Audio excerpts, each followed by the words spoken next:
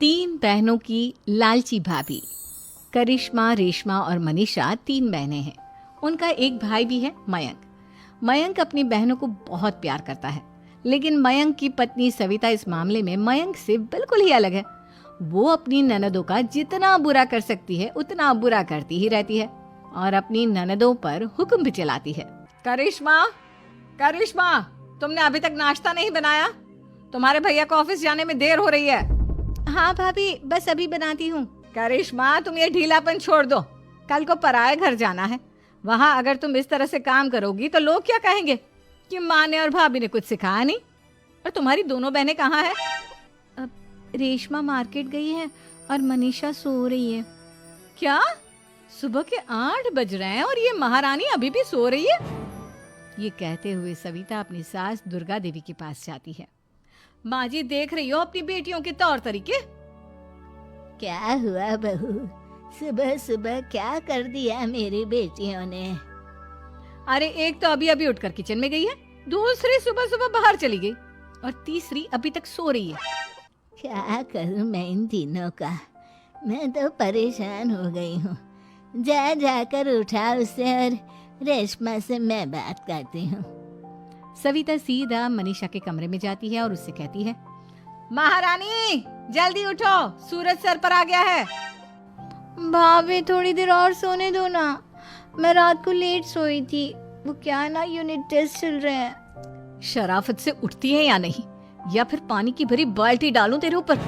नहीं नहीं भाभी, मुझे बिस्तर में नहीं नहाना, उठती हूँ मैं। मनीषा जल्दी से उठकर बाथरूम में चली जाती है। सभी आराम से बैठकर नाश्ता कर रहे होते कि तभी रेशमा बाजार से हाथ में सामान लिए आ जाती है। रेशमा को देखते ही सविता उस पर बरस पड़ती है। लो, आ गई महारानी। ऐसा भी क्या सामान लाना था जो सुबह आंख मलते ही बाजार की तरफ रवाना हो गई? भाभी, कल आप ही तो चीख रही थी कि घर का सारा सामान मुझे ही लाना पड़ता है, घर में किसी को भी किसी काम से कोई लेना देना नहीं है। अब मैं बाजार जाकर सामान ले आई तो आपको इस बात से भी तकलीफ हो रही है? देख रही हो माँ जी, अपनी बेटी की जुबान कैंची से भी तेज चलती है। और मयंक, आप तो कुछ कहेंगे नहीं अपनी लाडली बहन को? रेशमा, अपनी भाभी से ऐसे बात नहीं करते। चलो माफी मांगो। भैया, मैं क्यों माफी मांगू? आप भाभी से बोलिए ना कि हम पर कम हुक्म चलाया करे। हम इस घर की बेटियां हैं और आपकी पत्नी की ननद है, नौकरानी नहीं। लो कर लो बात। इनकी भलाई के लिए कुछ भी बोलो तो इन्हें बुरा लग जाता है। इस घर में यही इज्जत है मेरी। देख लो माँ जी, आपकी बेटी किस लहजे में मुझसे बात कर रही है। सविता वहां से चली जाती है। मयंक को बहुत गुस्सा आता है, वो भी वहां से चला जाता है। फिर करिश्मा रेशमा को समझाती है, रेशमा, तुम्हें भाभी से माफी मांग लेनी चाहिए थी ना। लेकिन दीदी, मैंने कुछ किया ही नहीं, तो मैं माफी क्यों मांगू? हाँ करिश्मा दीदी, रेशमा दीदी जैसे ही घर में आई भाभी ही उन पर चिल्ला रही थी। हाँ, मैं मानती हूँ कि गलती भाभी की थी। मैं तो इसलिए बोल रही हूँ कि भाभी ने माँ को तो पूरी तरह अपने वश में कर लिया है। वो हमारी बात सुनती ही नहीं। मयंक भैया हमारे लिए हमेशा खड़े रहते हैं, इसलिए उनकी बात का मान तो तुम्हें रखना चाहिए था ना। कोई फायदा नहीं दीदी, कुछ दिनों की बात और है, भाभी उन्हें भी हमारे खिलाफ भड़का देंगी। फिर वो भी माँ की तरह हमारी किसी बात का विश्वास नहीं करेंगे। इसी तरह सविता अपनी तीनों ननदों को किसी न किसी बात पर परेशान करती रहती थी। एक दिन मयंक अपनी तीनों बहनों के लिए गिफ्ट लाया। करिश्मा, ये तुम्हारे लिए हार का सेट। रेशमा, तुम्हारे लिए सुंदर सी ड्रेस। और मनीषा, तुम्हें किताबें पसंद है ना, तुम्हारे लिए किताबें लाया हूँ। थैंक यू भैया। थैंक यू भैया। थैंक यू भैया। करिश्मा, तुम्हारा नेकलेस कितना सुंदर है, ये भैया कहाँ से ले आए होंगे? मैंने भैया को 3 दिन पहले फोन पर ये डिजाइन दिखाया था और आज भैया ये ले आए। सविता तो अपनी ननदों के गिफ्ट्स देखकर जल गई और करिश्मा का नेकलेस तो उसे भी बहुत पसंद आया था।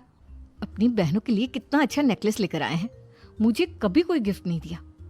मैं आज ही ये हार चुरा लूंगी। रात में सविता करिश्मा का हार चुरा लेती है और इसी तरह उसे अपनी ननदों की जो भी चीज अच्छी लगती वो उसे मांगती नहीं, बल्कि रात के अंधेरे में चुरा लेती।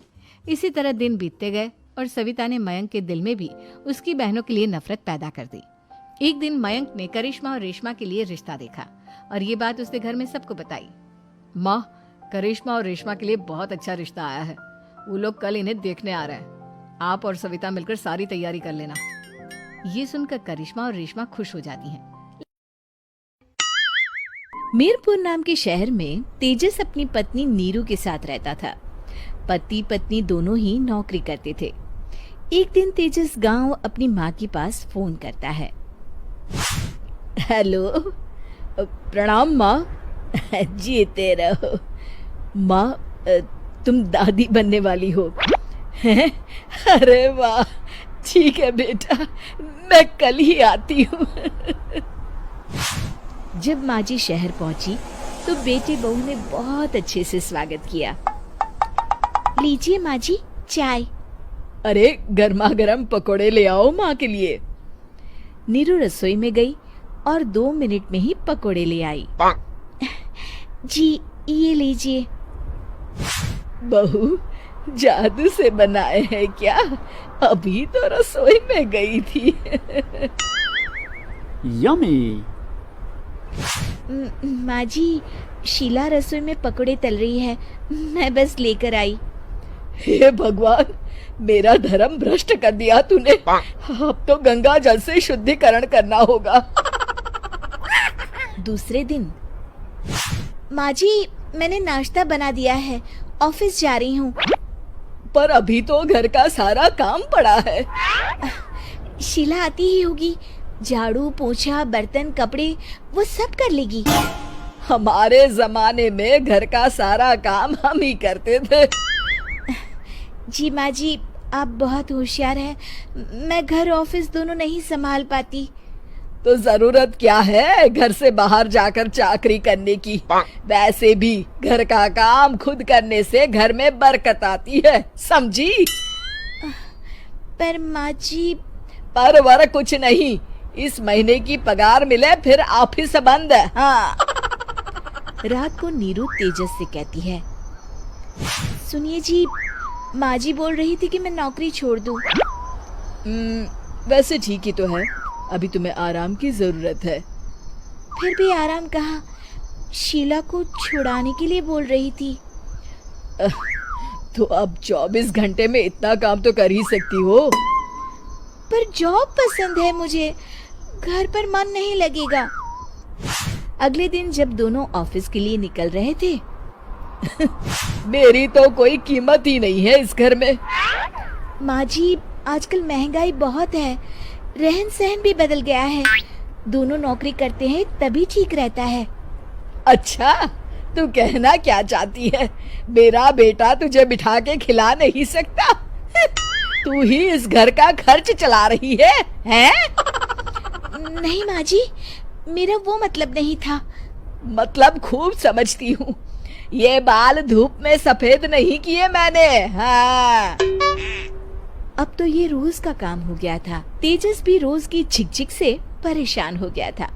एक दिन उसने कहा, नीरू, वैसे भी तुम्हें मैटरनिटी लीव मिलने वाली है, तो अभी से ही छुट्टी ले लो। पर क्या, मेरी सैलरी अच्छी खासी है। आखिर नीरू ने रिजाइन कर दिया। जब बच्चा हुआ तो घर में सब बहुत खुश हुए। कुछ दिनों बाद तेजस फाइल देख रहा था। क्या हुआ तेजस, कुछ परेशान लग रहे हो? हाँ, वो हमारी जितनी सेविंग्स थी वो तो हॉस्पिटल में और छठी के फंक्शन में खत्म हो गई है नीरू। और अभी वैसे मंदी चल रही है तो मैं बोल रही थी कल मुन्ना को हेपेटाइटिस का टीका लगवाना है। नीरू, क्या पोस्टपोन नहीं कर सकते? नहीं जी, बिल्कुल नहीं। अब तेजस को समझ में आ रहा था कि उससे गलती हुई है। पैसों की कमी का असर घर के माहौल पर भी पड़ रहा था। अगले दिन, बेटा मेरा चश्मा और ये दवाइयाँ ले आना, पर्चा देते हुए माँ जी ने कहा। जी। तेजस, मुन्ना के लिए दूध का डिब्बा और डायपर भी ले आना, और ये किराने के सामान की लिस्ट है, इसे भी लाना है। तेजस गुस्से में लिस्ट मरोड़कर फेंकता है और चिल्लाता है, पैसे क्या पेड़ पर उगते हैं? ये ले आना, वो ले आना। अरे पर ये जरूरत का सामान ही है। वो गुस्से में बिना कुछ कहे ऑफिस चला गया। अरे लंच तो ले जाइए। बादशाह तुर्क अपने महल की मीनार पे खड़ा है, जहां वो अपने मंत्री आजम मियां से बात कर रहा है। सुना है कि हिंदुस्तान के बादशाह अकबर के मंत्री बीरबल हिंदुस्तान के सबसे बुद्धिमान लोगों में से एक माने जाते हैं। बिल्कुल ठीक कहा आपने हुजूर। बीरबल की बुद्धिमानी के किस्से पूरे हिंदुस्तान में मशहूर हैं। हम बीरबल का खुद से इम्तिहान लेना चाहते हैं, देखना चाहते हैं कि इतनी वाहवाही आखिर किस बात की है। बादशाह तुर्क दरबार में पधार रहे हैं। तुर्क अपने मंत्री के साथ दरबार में आता है। उनके साथ एक बड़ा सा डब्बा है जो पर्दे से ढका हुआ है। बादशाह हिंदुस्तान को तुर्क का सलाम। सलाम बादशाह तुर्क। बताइए, हिंदुस्तान में आपका कैसे आना हुआ? तुर्किस्तान से मैं आपके लिए एक पहेली लेकर आया हूँ। कैसी पहेली? ये पहेली मैं आपको बताऊंगा जरूर, लेकिन ये पहेली जानने से पहले मेरी आपसे कुछ शर्तें हैं। कैसी शर्तें? अगर आपने ये पहेली सुनी तो आपको उसे सुलझाना भी होगा। आपको इस पहेली को सुलझाने के लिए 3 मौके मिलेंगे।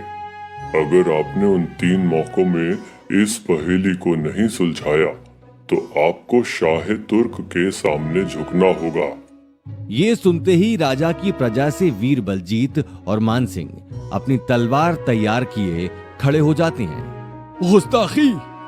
जबान संभाल के बादशाह तुर्क। मानसिंह जी बैठ जाइए। दोनों राजा की आवाज सुनकर उन्हें देखते हैं। खुद को शांत कीजिए। अकबर के राज्य में मेहमानों का आदर होता है। तलवार नीचे रखिए और बैठ जाइए। मानसिंह बैठ जाता है। अब आप भी बैठ जाइए बलजीत जी। बलजीत सिंह भी बैठ जाता है। पहेली बताइए तुर्क जी। पर्दा हटाया जाए। पर्दा हटाया जाता है। पर्दे के पीछे एक बड़ा सा पिंजरा है जिसके अंदर एक बड़े से शेर का पुतला है। पहेली क्या है तुर्क जी? पहेली बड़ी ही आसान है। आपको केवल इस शेर को पिंजरे से बाहर निकालना होगा, लेकिन आप उसे बाहर निकालने के लिए पिंजरे को हाथ नहीं लगा सकते। अकबर कुछ देर सोचता है। बीरबल, क्या तुम्हारी कोई राय है? शेर को पिंजरे से निकालने का कोई ना कोई हल जरूर लेकर आऊंगा। आपकी बुद्धिमानी के ही तो चर्चे हमने सुने हैं बीरबल जी। उसी को देखने के लिए तो हम तुर्क से यहाँ आए हैं। अकबर, बीरबल, बलजीत और मानसिंह महल के बाहर टहल रहे हैं। बीरबल, क्या तुम्हारे पास शेर को बिना पिंजरा हाथ लगाए बाहर निकालने की कोई तरकीब है? हुजूर, ऐसा क्यों होता है कि आप हर बार किसी भी गुत्थी को सुलझाने का अवसर केवल बीरबल को ही देते हैं? अगर आपको ऐसा महसूस होता है मानसिंह जी, तो मैं इस बार आपको और बलजीत जी को इस पहेली को सुलझाने का मौका देना चाहूंगा। तीनों मौकों में से पहले 2 मौके आपके और बलजीत जी के होंगे। अगर आप दोनों नाकाम रहे तो आखिरी मौका बीरबल को मिलेगा। ध्यान रहे मानसिंह जी, हमारे मान की बात है। जी हुजूर। शाह तुर्क, आजम मियां, अकबर, बीरबल और पूरी प्रजा दरबार में मौजूद है। सामने शेर का पिंजरा मौजूद है। तो ठीक है शहंशाह, आपका पहला मौका अब शुरू होता है। आप किसे भेजना चाहेंगे? हमारी प्रजा से सबसे पहले मान सिंह जी प्रयास करेंगे। मान सिंह अपनी जगह से खड़ा होता है। हुजूर, मुझे इस काम के लिए एक बड़ा सा रस्सा चाहिए होगा और एक उतलोक भी। अकबर हां में सिर हिलाता है।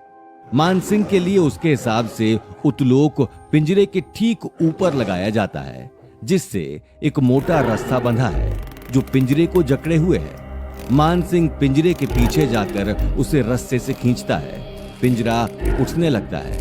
जैसे ही पिंजरा छत से टकराता है, मानसिंह रस्सा छोड़ देता है और पिंजरा धड़ाम से नीचे गिर जाता है। पिंजरे के इतने ऊपर से गिरने के बाद भी पिंजरे को खरोंच तक नहीं आती।